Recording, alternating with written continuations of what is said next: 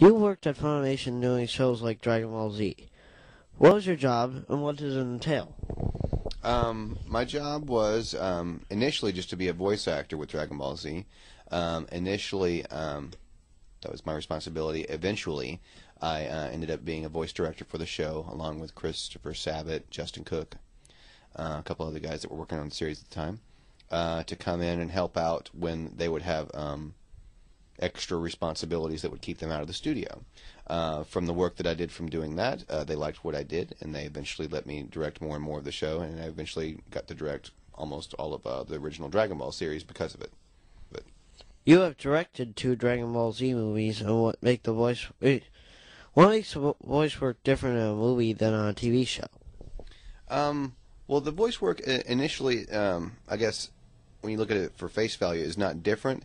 One thing that I ask of the actors when they come in to work with me on a movie is that they just give it their all. You know, we're not doing an episodic series where you're going to come in and do 2 or 3 episodes. We're going to do one thing that's kind of all-encompassing of one story. So I want them just to, you know, maybe knock it up a notch or two, not necessarily try harder or do better, but just be aware that we're going to do something that's self-contained, and that we have a chance to do something that's really special and different. Because How do you cast voice work? for me, I cast off of what I feel sounds correct coming out of the character design's mouth. I also go off of you know, the level of talent of the voice actor. I go off of gut instinct on most of the things that I do. I have to have Japanese approval for my voice casting, but I haven't ever had them disapprove of anyone that I've picked. So I pick off of what I think sounds best coming out of the character's mouth. You are also involved in Fullmetal Alchemist, which has become very popular in Adult Swim. How did you prepare to bring the series in from Japan?